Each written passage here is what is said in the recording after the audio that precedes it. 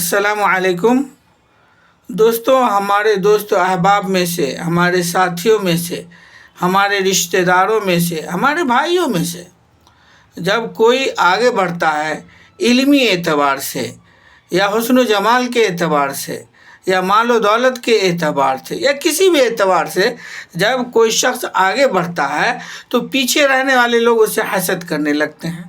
وہ تمنا کرتے ہیں اس کا حسن و جمال ختم ہو جائے، اس کا مال و دولت ختم ہو جائے،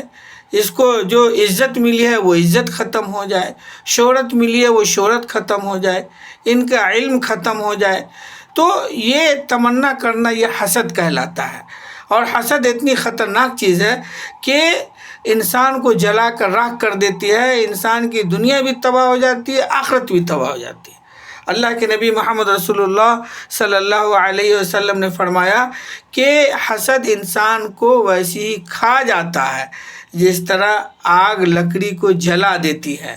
یا حسد انسان کو ویسے ہی جلا دیتا ہے جس طرح آگ لکڑی کو جلا دیتی ہے۔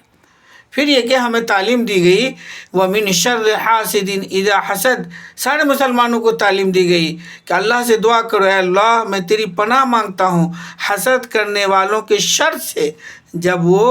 حسد کرے۔ یعنی کتنی خطرناک چیز ہے، یعنی جو حسد کرتا ہے وہ تو خود تباہ ہوتا ہی ہوتا ہے، اور اگلے کو کتنا نقصان پہنچا پاتا ہے وہ تو اللہ کی مرضی پر ڈیپینڈ کرتا ہے۔ لہذا ہمیں حسد سے بچنا چاہیے اور اللہ سے دعا کرتے رہنا چاہیے وَمِن شَرِّ حَاسِدٍ إِذَا حَسَد، اے اللہ حسد کرنے والوں کے شر سے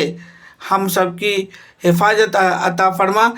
حسد کرنے والوں کے شر سے جب وہ حسد کرے ہماری حفاظت عطا فرما۔